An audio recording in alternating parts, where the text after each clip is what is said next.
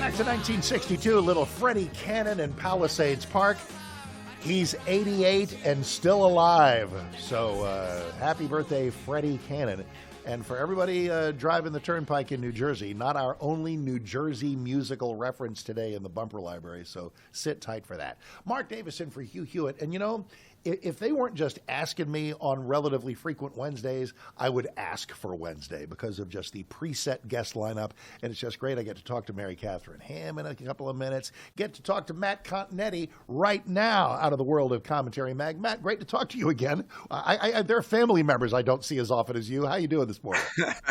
I'm doing well, Mark. It's nice to see you. And of course, you have the best bumper music I ever hear in radio, so it's always a pleasure to be on with you as well. I do have to. Well, thank you so much. I will tell you that I will get pushback from Kurt Schlichter, who fancies himself quite the esoteric bumper music guy, but when he busts out at 5-something in the morning Central Time with the Sex Pistols Anarchy in the UK, I have to lovingly distance. All right, speaking of lovingly distancing, let's talk a little bit about Biden and the pardons. This is all marinated for a few days. You've had a lot to say about it, a lot to tweet about it. Do you count yourself among the people who absolutely knew Biden was always going to do this? I think I expected Biden to do something about Hunter, considering that it is his son, that Hunter has weighed so heavily on him for years. But I confess I expected him to commute Hunter's sentence once it was registered over the next 2 weeks in the various trials. I was not expecting a full pardon, especially a full pardon, Mark, of this scope. And I think that's what's so striking to me about the pardon statement, is that he's not just pardoning Hunter for the crimes for which a jury found him guilty, the tax evasion crime and the gun charge. He's pardoning Hunter for all crimes he may have committed over a period of 11 some years. And to me, that just raises more questions about what Biden has been hiding about his financial relationship with his son, about the overall relationships that we call Biden Inc., the influence peddling that we've known has been going on for decades now inside the Biden family. Republicans and conservatives have been predictable in their reactions to this. Democrats have been mixed.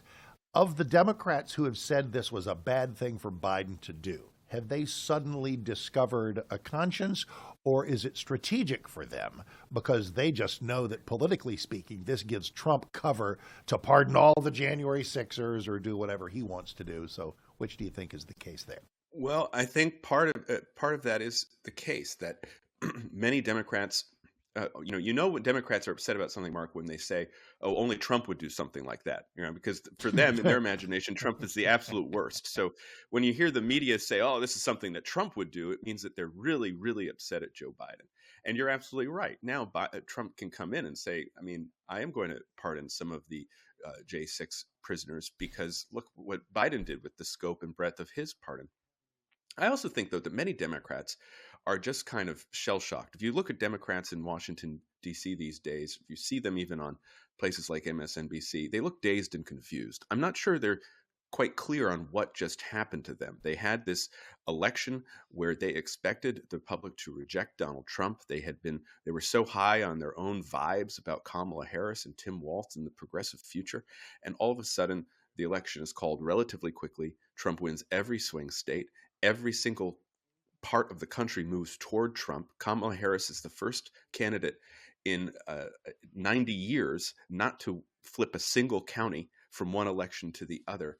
And so I think many Democrats just don't know what happened to them. And on top of all of this, on top of the rejection from the public, they have this mind-boggling pardon, which again, I think many people may not have been surprised, but that doesn't mean they still can't be shocked at not only the breadth of the pardon, but also the way that Biden discussed it in the statement. Accusing his own Justice Department of politicization, of lawfare. What does Merrick Garland have to say about this? What do Biden's own employees have to say about this? It's a really remarkable and selfish act. And I think that's why many Democrats just are kind of mind-boggled and are saying so many different messages at once. So as Democrats engage in obvious introspection, a post-mortem on what happened, It's easy to think about what they offer up as a candidate in 2028, but in the midterms of 2026, which they've obviously already got to be thinking about, as we all should, because they'll be here before you know it, will we see a chastened, moderated Democrat Party? Or will they double down on stuff saying that it's not our ideas they didn't like? Maybe Kamala Harris wasn't the greatest candidate, or is it way too early to know what Democrats will do? Well, it is a little bit early. I will just look back at what happened after 2004. That was the last time the Republican won the popular vote. Last time a Republican was reelected. Of course, that was a consecutive term that George W. Bush was elected to, not Trump's non-consecutive term. And the Democrats did feel shell shock similarly. And what they did was pivot. And the candidates they ran in 2006 were much more populist, were much more white working class oriented, much more concerned about middle class issues. Of course, this was the class of senators that included people like John Tester and Sherrod Brown and Bob Casey Jr., all of them, of course, going down this time because they had become so estranged from the public, so aloof from the electorate. Now, can Democrats do the same thing after 2024? I think that's a real question. And I have to say, I think it will be hard for them because over the intervening 20 years, the Democrats have become the party of the establishment. They're the party of the rules. They set the standard. They control so much of the legacy media. And they have basically constructed a cocoon that surrounds themselves, that gives them nothing but progressive social messaging. I think it'll be hard for the Democrats to break out of that shell, to leave that cocoon, and find candidates who do speak to the new middle class, working class America in the same way that Trump's Republicans do.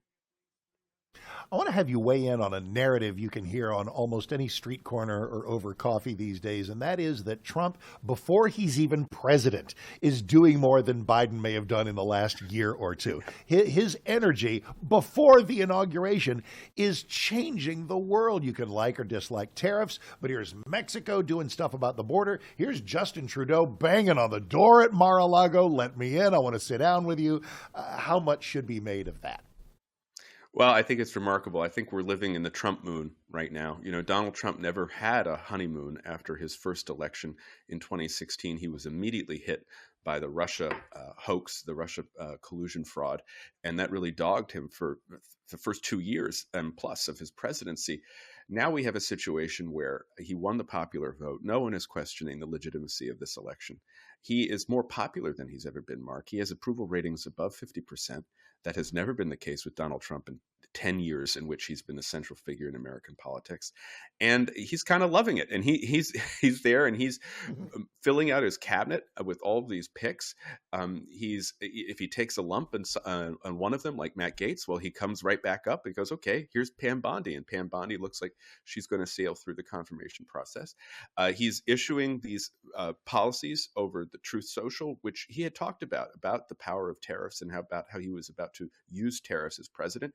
And it's getting real results. And I think that's the most significant change. It's not just that the country has a new attitude toward Trump, Mark. It's that world leaders do too. And this is something that was not the case when he was first elected. You just remember the scowl that was always on Angela Merkel's face, the former German chancellor, whenever she had to deal with Donald Trump. Most people, most foreign leaders acted like the permanent DC establishment when Donald Trump was first elected. They wanted nothing to do with him. They thought he was an outsider, and they thought that they could stop him. They could crush him, and they were wrong. And so what you see now, whether it's Trump's calls with Claudia Sheinbaum, the president of Mexico, whether you see Justin Trudeau hop on the plane and come down to Mar-a-Lago to have dinner with Trump, whether you see Macron invite Trump to attend the reopening of the Cathedral of Notre Dame, and Trump accepting, which will be just a remarkable occasion. It will be wonderful to see Trump there at this pretty glorious restoration from the photos I've seen. Mm-hmm. You now see that foreign leaders are accepting the Trump revolution. And I think that is a good sign for the initial stages of his presidency. Right. A little over 60 seconds. You mentioned the Trump transition and who's going to sail and who's not. Matt Gaetz had to be replaced by Pam Bondi. Is Pete Hegseth going to make it or not? It looks like this next 24 hours for Pete Hegseth are critical. He has a big interview lined up on Fox today. But so far, I think the senators are beginning to stiffen in their opposition, and that means that Hegseth might have to be replaced as a nominee by the end of the week. So there's word about possibly Ron DeSantis or Joni Ernst. I would love Joni Ernst. I would love Ron DeSantis, but I kind of have other plans for him, and that might involve being 48th or 49th president. So what's a bigger deal? He's got a governor of Florida. He's term limited. He's got to go after 2 more years.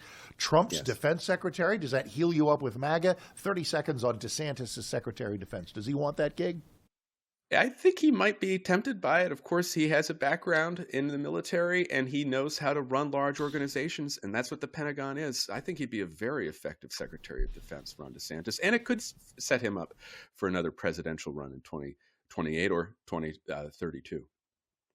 And the last thing, follow Matt Continetti on Twitter @Continetti, because you get stuff like this to make me, in my Dallas Cowboys fan status of suffering, understand that it could be worse.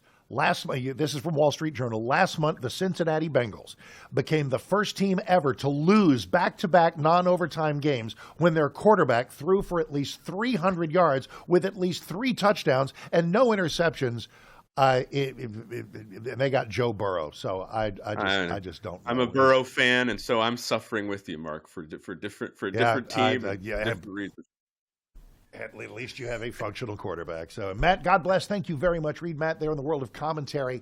And speaking of folks hanging out in worlds that we enjoy, Mary Catherine Ham, the Getting Hammered podcast. We'll check in with her next. Mark Davis in for Hugh Hewitt. Merry Christmas